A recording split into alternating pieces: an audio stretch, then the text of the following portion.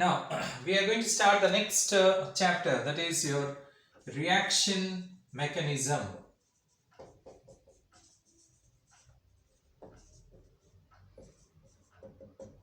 It comes under general organic chemistry, reaction mechanism. Here we are going to study in details about how the reactions is carried out. That is the organic reactions, how it is carried out. Like in chemistry, you have studied the inorganic chemistry, you have studied the double decomposition reaction, reversible reactions, irreversible reactions, displacement reactions, and so many other types of reaction you have studied. So similar sort of, not the same reactions, it's a different type of reactions. It is there in organic chemistry also. That when a particular reactant reacts with another reactant, so how the reaction is carried out, what is the product we are going to get it. So all these answers we are going to get it from this particular chapter. So hence it is called as general organic chemistry, under which we are having the reaction mechanism. Now, in organic reactions, the organic compounds are called as a substrate. The organic compounds are called as a substrate. Reacts with a suitable attacking reagent, attacking species, rather I should say, it is called as the reagent, we can say that, or attacking reagent to form the products. So generally I can write it, the reaction in this way. This is substrate plus attacking reagent. Got it? Will give you, that is, product or products. Generally we don't get in a single step the reaction, we can say that. Generally we don't get in a single step organic reactions. What we get it is that we get an intermediate product here. These intermediate products give rise to, you can say, main product, and we get some secondary products. So I'm not going that much, directly I've written it. We have got substrate plus attacking reagent plus we get, not plus rather, we get products. So what I said you, that generally organic reactions are not completed in one step, it is completed in several steps. As it is completed in several steps, so here we get an intermediate product, we get. Directly we don't get the product. We get intermediate product which gives rise to products, we can say that. Products, outer products, that is, one is your major product, or two is your major product, and the remaining is your minor product, we can say that. One is your primary product, another is your secondary product, we can say that. Clear? So this sort of reaction generally it takes place. Now next is, what is the substrate then? What is an attacking reagent then? Now let me tell you, you may write it down, this particular thing. Substrate is that reactant which supplies carbon for the formation of new bond. Alright, while the other, that is reactant, is called as a reagent, which supplies carbon for the new bond, for the formation of the new bond, because the old bond breaks up and the new bond is formed. Alright, in case of a particular reaction. So that particular compound is called a substrate. For example, methane is a substrate, we can say that. Clear? Methyl chloride is a substrate, we can say that. Ethane is a substrate, ethene is a substrate, benzene is a substrate. Alright, chlorobenzene is a substrate which gives the carbon atoms, which provides carbon atom, we can say that. Clear? Fine. Now, which reacts with the attacking reagent and it forms the products, we can say that. If both the reactants supply carbon, now here the question you can ask me, so suppose if reagent is also having the carbon atoms, so that's the answer I'm giving to you. So if both the reactant supplies carbon to the new bond, then the choice is yours. That is arbitrary. You can take anyone as the reactant and you can take anyone as the attacking reagent. The choice is yours. Alright. So usually in that particular case, we focus our attention upon the species which is more reactive in nature. Listen very carefully. The species which is more reactive in nature as the attacking reagent. Alright, and the one which is less reactive in nature is known as the substrate. In that particular case, for example, we are having methane plus methyl chloride. So methyl chloride is yours, nothing but the attacking reagent, and methane is your substrate, we can say that. If both they are having the carbon atoms present in it, then one is attacking reagent, another is substrate. The choice is yours. So you can ask me, how do you choose it? How do you choose it? You can choose it in this way. You can choose it as I am saying you can take the one which is more reactive in nature as attacking reagent and the one which is less reactive in nature as a substrate. Okay, the choice is done. In this way we determine which is the attacking reagent and which is the substrate. Basically the one which is more reactive in nature is known as the attacking reagent and the one which is less reactive in nature is known as a substrate. Done.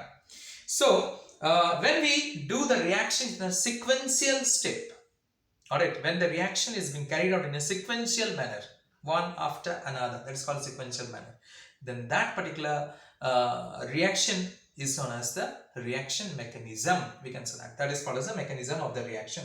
That's the 2S. Okay, so we need to study to understand the reaction mechanism. We need to study some of the basic principles which explains the reaction mechanisms. So how the organic reactions is taking place, we need to study that. So out of that, the first one is your electrophiles and nucleophiles. That is electrophiles, the first one. You can break up the word. Let me write it this one properly. That is electrophiles, and the second one I said you as nucleophiles. We can say that. Now you can break this word and you can understand it. Electro and philes. Electro means electrons and philes means loving. Nucleophiles. Nucleo means nucleus and the philes means against loving. We can say. So one which is nucleus loving is known as nucleophiles. And the one which is electron loving is known as electrophiles. Again I repeat, the one which is electron loving, philes means loving, electron means electron. The one which is the species, the one which is means the species which is electron loving is known as electrophiles. And the species which is nucleus loving is known as the nucleophiles. So electrons are negatively charged. So electron loving species will be positively charged species. So electrophiles are basically, got it? Positively charged species or neutral species having deficiency of electrons. Having deficiency of electron. We can say it. Clear? So in this way, nucleophiles opposite of this. Nucleophiles means nucleus loving species.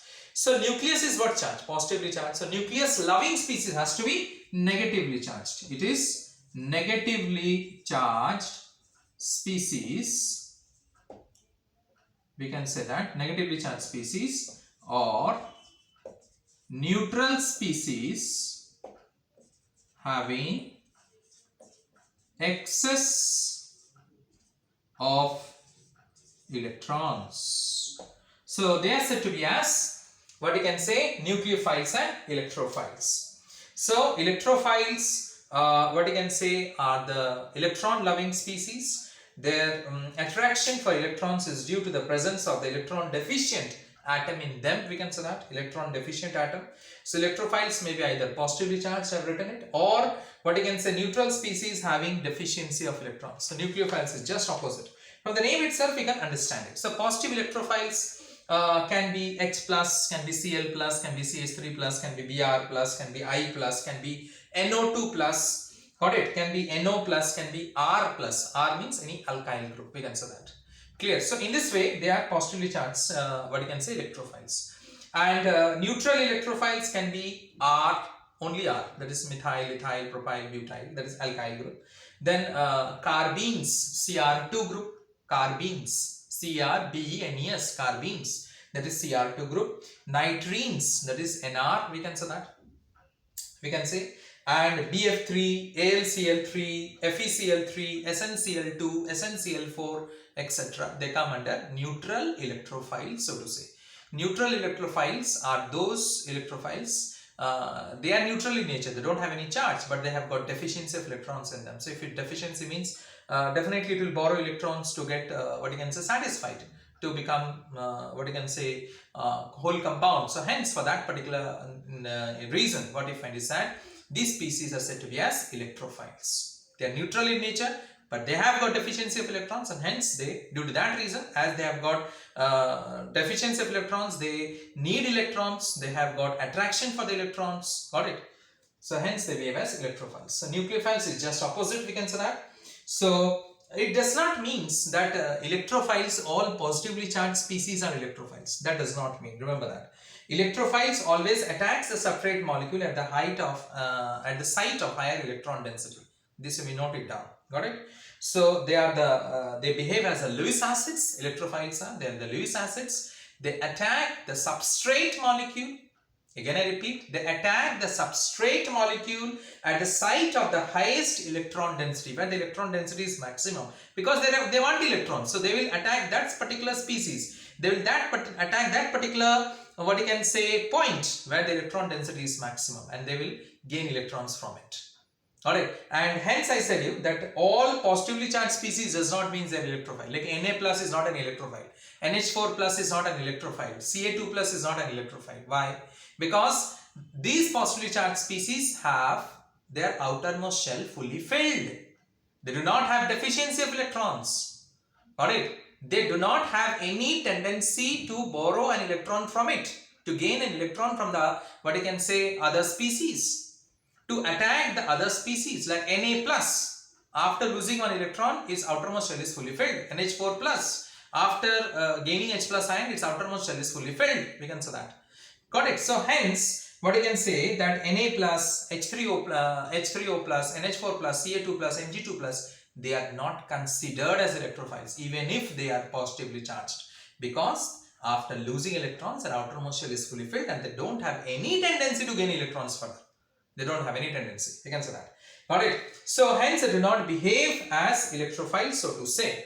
Now, nucleophiles already said you, that is, they are nucleus loving species, so neutral species or negatively charged species. Neutral species having excess of electrons. Now, first I will come to the negatively charged nucleophiles. So it can be H minus ion, that is hydride, or BH4 minus, that is boron hydride ion, or AlH4 minus, that is aluminium hydride ion, we can say that, or Cl minus, Br minus, I minus, R minus, we can say that, carbanion ion, I minus means carbanion ion, we can say, then OR minus, SR minus, then we can say that is OH minus, Cn minus, NO2 minus, so then we can have C6H5O minus, so many we can say, RCO minus, so many negatively charged species we can have. And under neutral nucleophiles we can have water. Got it? Water is coming under it. See, water, when we write in this way, isn't it? This is water, neutral nucleophiles. They are the Lewis bases. If electrophiles are the Lewis acids, then the nucleophiles, they are the Lewis bases. So we can have RNH2, that is nuclear, we can say. We can have ammonia, we can say, that is neutral nucleophiles. So we can say so many. We can have ROH, ROR, got it? RSH, we can say that. Clear? So they are coming under as neutral nucleophiles, we can say that. So nucleophiles always attack the substrate molecule at the site of lowest electron density. It attacks always the substrate molecule, electrophiles, at the site of highest electron density, because it loves electrons. And this nucleophiles attacks the species at the site of lowest electron density. It attacks the substrate molecule at the site of lowest electron density, so to say. So they are known as the Lewis bases. Alright, they are considered as the Lewis bases. Next, after that, we'll come to the cleavage of bond, the fission or the cleavage of bond, we can say that. Alright, so fission means what? Breaking up a bond is called as a fission. Alright, so we have got, that is two types of fission. One is your homolytic fission, another is your heterolytic fission. Alright, one is homolytic or homolysis, we can call it as, that is homolytic fission or homolysis, we can say that, or homolysis, whatever you can call it as. And the second one is heterolytic fission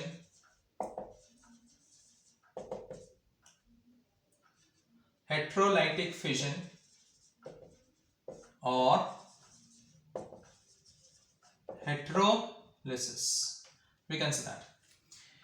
Now, homolytic fission and heterolytic fission, we can say that. So, if a covalent bond breaks in such a way, I am saying homolytic fission, homolysis. If a covalent bond breaks in such a way that each atom takes away one electron from the shared pair, got it, of the shared pair, it is called homolytic fission or symmetrical fission. The cleavage takes place in such a manner, got it. So, homolytic fission is in this way. For example, we have got, that is a bond is there between A and B, we can say. So A and B borrows one electron from each. So what we find is that when the homolytic fission is taking place, homolytic fission, This is your homolytic fission is taking place, or homolysis is taking place. So how it takes place? See, first of all, how do we represent it? We represent it by this hook arrow or fish arrow. It is, we can say that. This is called as a fish arrow or hook arrow, whatever you can call it as. Single side it is. This arrow is known as. It is not on the both sides, single side. It is fish arrow or hook arrow, whatever you can call it as. And it gives rise to, what happens is that this is known as a neutral species, which is known as a free radical. So due to homolytic fission, we get a free radical. We can say a free radical due to homolytic fission. That is, the cleavage takes place in such a manner, the breaking of bond takes place in such a manner that each atom gets its shared pair of electron. Each atom gets its shared pair of electron. Alright, each atom gets its shared pair of electron. That is called homolytic fission. And homolytic fission takes place in presence of high temperature. Condition for homolytic fission is that in presence of high temperature, the reaction is taking place. Ultraviolet radiation, the reaction takes place in presence of UV light, and in presence of certain what you can say peroxides, or in certain presence of certain chemicals, which is known as inhibitors or something like that, we can say that. Clear? So this is a condition for homolytic fission. Either UV light is required, or peroxide or certain chemicals is required, some inhibitors is required, or presence of high temperature is required. In that particular case, the cleavage or the breaking up of bond takes place in such a manner that each atom, means each shared pair of electron which is shared by each atom, it's taken up by itself. After breaking, each atom takes the shared pair of electrons towards one another. That is, the covalent bond breaks in such a manner that each atom has what you can say, each atom takes away one electron of the shared pair. See, it takes place one electron of the shared pair. So it is said to be as symmetrical. Symmetrical means it also has one electron, it also has one electron. So it is a neutral species. It is not a charged species. It is a neutral species is developed. Got it? So due to homolytic fission, remember it, a neutral species developed, and the neutral species is called as what? It is known as free radical. It is known as the neutral species which is developed due to the homolytic fission. We can say that. Next is due to heterolytic fission. Next one is your heterolytic fission. So heterolytic fission, when a covalent bond joining the two atoms A and B, same thing, we are taking two atoms A and B only, breaks in such a way that both the electrons of the covalent bond, that is a shared pair, are taken away by one of the combining atoms, one of the bonded atoms, we can say that. The mode of cleavage is called as heterolytic fission or heterolysis. Alright, that is, the bond breaks in such a manner. Alright, the bond breaks in such a manner, here we can say the bond breaks in such a manner that this pair of electrons is taken away. This is your heterolysis by one of the atoms. You can see here, one of the atoms. So B takes away, so it is a full arrow. It is not a fish arrow or hook arrow, it is a full arrow. I have done it, a curved arrow, but it is a full arrow, we can say. So here, that is, B takes away both the electrons towards itself. Alright, now why B will take away, why not A? A may also take, no problem. But here I have taken B as more electronegative than A. The one which is more electronegative, that will take away that shared pair towards itself. So hence here B is more electronegative than A, then so B takes away the pair of electrons towards itself. So B is negative and A is positive. So here a charged species is developed. Charged species is developed due to heterolytic fission. Due to homolytic fission, a free radical is developed, neutral species. But due to heterolytic fission, a charged species is developed, we can say that. And heterolytic fission takes place in case of polar covalent bonds and is favored by polar solvents. It takes place in polar covalent bond. This bond has to be polar covalent. I said, you know, one is more electronegative than the other. So the one which is more electronegative, it takes away the shared pair of electrons towards itself. And the reaction takes place in presence of polar solvent like water, ammonia, ammonium hydroxide, ethyl alcohol. These are the polar solvent, we can say that. The reaction takes place in presence of polar solvent. Got it? And it develops in the formation of charged species. So if the charged species contains a carbon atom present in it, got it? Then if the carbon atom is positive, like suppose A is a carbon atom and it's positive, it is called as carbocation or carbonium ions. Carbocation or carbonium ions. And if suppose B contains also carbon atom present in it and it is negatively charged, it is known as carbanion, or it is called as carbanion. One name only there, that is carbanion, we can say that. This is called as carbonium ion or carbocation. It is called as carbanion if it contains carbon atom present in it. the positively and negatively charged species, we can say that. So in this way the heterolytic fission takes place. Alright, so this is about your fission and electrophiles and the nucleophiles, so to say. Thank you.